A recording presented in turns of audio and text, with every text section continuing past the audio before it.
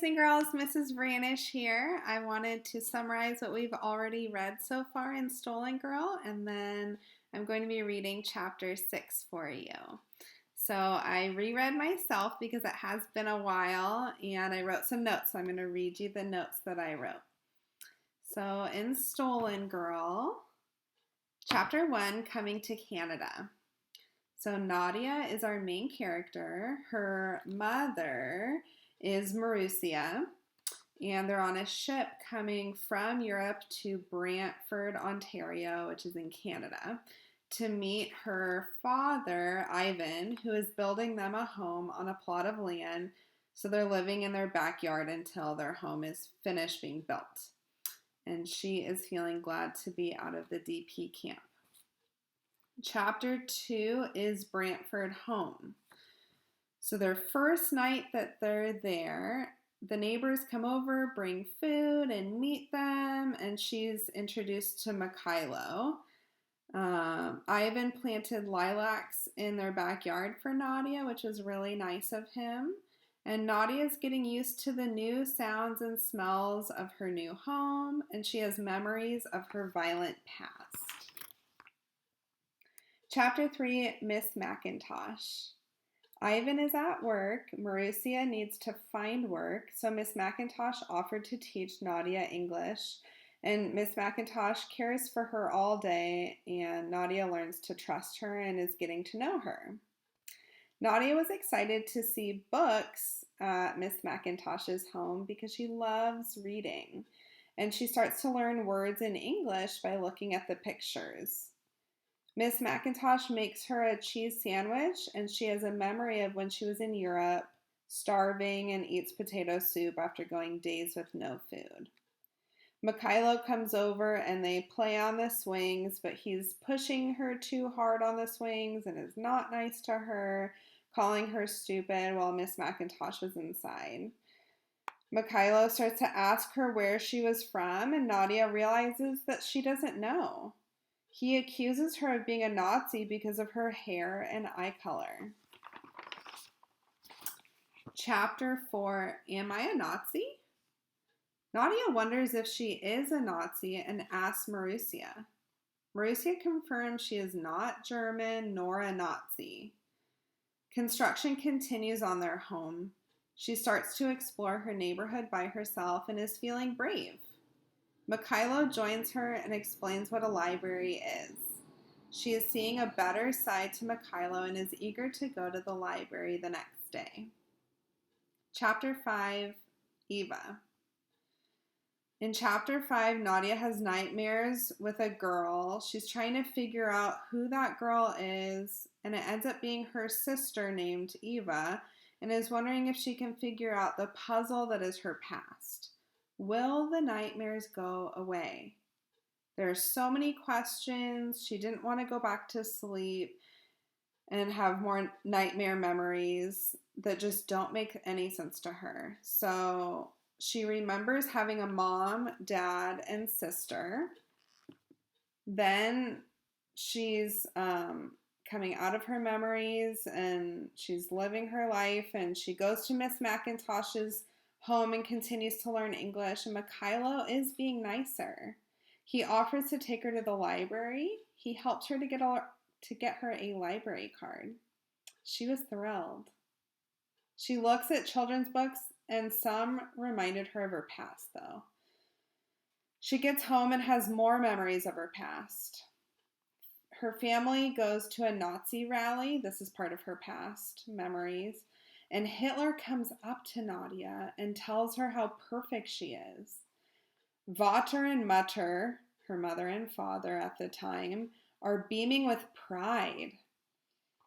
Marussia brings Nadia back to reality, and Nadia questions if she really is a Nazi.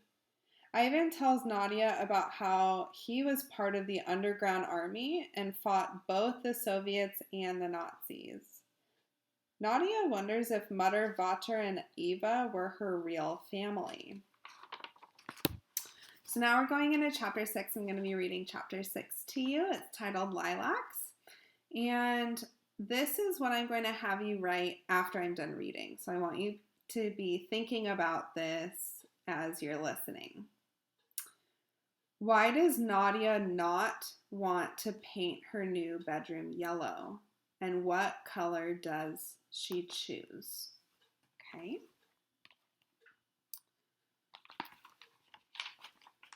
All right. Chapter 6, Lilacs. Summer went by quickly. Marussia got a job picking strawberries. When strawberry season was over, the same farmer hired her to work on his other crops. My days were taken up with lessons at Miss McIntosh's house and visits to the library with Mikhailo. Miss Barry grinned whenever she saw us. She would let us look at the new arrivals and would point out books that she thought we might like. The routine of the summer seemed to settle my mind. The flashbacks and nightmares seemed to go away. On Saturday nights, if Ivan wasn't too tired, he, Marussia, and I would walk to the hall on Dundas Street. It was a rented building shared by all the Ukrainians in town, Catholic and Orthodox alike. Marussia especially loved it when we went out like this. For working on the farm, she wore a used pair of men's overalls, and she would change into a second-hand house dress when she got home. But for Saturday night, she wore her one nice blouse and skirt. Sometimes people at the hall would get together, a band, and there would be a dance. Other times, people would sit at tables and talk. Marussia would sit with a group who were writing letters to relief organizations trying to find lost loved ones. They would update each other on their progress and compare notes. I liked to go because there were other children who spoke Ukrainian. Mikhailo would often be there. I was devastated to learn that none of the other Ukrainian children, except for Mikhailo, would be attending Central School. There weren't that many of us, and we were spread all over the city. There were 2 sisters who had been born in Canada. Their Ukrainian was not good. They went to Grandview School. And a tall boy with glasses who spoke Ukrainian with a Polish accent was going to start at St. Basil's School. Early each Sunday morning, we would dress again in our good clothing and walk to the Ukrainian Catholic Church on Terrace Hill Street, which was 1 block closer than the hall. It was a small church, and there were so many people who attended that we had to get there early if we wanted to get a pew. The only inside place where I felt completely safe was sitting in that church. Few parishioners, which are people who attend the church, could sing on key, but that didn't bother me. I loved being enveloped in the hymns, and I loved the smell of the incense. It made me feel protected. Ivan worked on the house every day after work, and by the last week in August, it was finished. Each morning, Marussia got picked up by a truck to take her to the farm in Burford. Her hands were swollen from the long hours of working in the fields, but the money was needed. I knew it was more than just her hands and the long hours that bothered her, though. Whenever the postman delivered mail, she looked through the envelopes with a hungry eye, but never seemed to bring whatever she was waiting for. I asked her about it once, but her eyes filled with tears. "I cannot talk about it right now," was all she told me. I think she was hoping to get news from the Red Cross about a relative. At the hall, when someone got one of those letters, everyone gathered round to hear it read aloud. Sometimes the news was bad, but when it was good, we all hooted for joy. Marussia had once studied to be a pharmacist, but as a slave laborer during the war, she'd worked in a factory. Later on, she was forced to work as a cook at the German farm where we met. How awful it was for her to have to do hard labor again, even though she was supposed to be free. I would see a troubled look come over her face from time to time. Whenever I asked her what was wrong, she'd paste on a smile and say, "Nothing, Nadia. I was just thinking." As often as we could, the 3 of us would sit down together on the cinder blocks in the backyard and pore over the books from the library and from Miss McIntosh. Marussia's dream was to learn English well enough to get a job in a store or maybe even a pharmacy. Ivan's spoken English was good, but he had no way of learning how to write it. I think he was looking forward to me starting school because then I could teach him everything I learned. The week before school was to start, Ivan greeted me at the door when I came in from Miss McIntosh's. He had a grin on his face. The day has come to choose the color of your room. No, no, no. I had become used to sleeping in the living room on colder, rainy nights and outside when the weather was hot. I don't need a bedroom, I said. Why don't I sleep in the living room always? Ivan looked at me with one eyebrow raised. Then you could use that upstairs room for storage. He shook his head. Nadia, you need your own room. I said nothing. Ivan caught my hand in his and led me out the door. You'll see, he said. In time, you'll like having a bedroom again. The paint store was on Colborne Street, 2 big blocks around the corner from the library. Ivan held the door open with one hand and made a sweeping motion with his other. I stepped in. The wet paint smell tugged at the edges of my memory, but thankfully no images came. Shiny metal cans were stacked against the walls and in the aisles. I expected to see different colors, but the cans were mostly covered with white labels. On a stand beside the cashier's counter was a book of color chips. Ivan led me to it. He flipped it open at random, and the page revealed shades of yellow and gold. He looked at me expectantly, but I shook my head. Yellow meant sunshine, and I love sunshine, but yellow made me sad. And here's her memory. I'm in that long black car. It is just me and Vater and the chauffeur, which means the driver of the car. We are taken to a cluster of buildings surrounded by barbed wire. The sign at the entrance says, "Work shall set you free." The gates open and the chauffeur drives in. I feel sick. Vater grabs my hand and pulls me out the car as he gets out. He leads me past a snaking line of hungry-eyed women and children. Some wear heavy clothing and others are dressed for summer. They all wear one thing in common, a yellow hand-stitched star. A girl my age is in a yellow dress that once was beautiful. Maybe her mother thought a yellow star wouldn't show on a yellow dress. As we pass, the girl looks me in the eye. If you can hear Cowboy, he just got back from a walk. Don't stare at them, says Vater, pulling me by the hand. We step into a storage area beyond the lineup. Crates and boxes brim over with fancy clothing. Fur coats, blue satin slippers, a tiara, even what looks like a new wedding gown. Let's pause here for a second. Where do you think all of these fancy clothing items came from? A well-fed man sitting behind a desk doesn't get up when we enter, but he nods as if he is expecting us. My heart pounds with fear.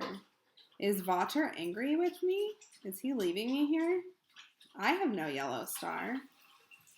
The man grins at me as he looks me up and down. His teeth are yellow, and his uniform collar is so tight that his neck bulges.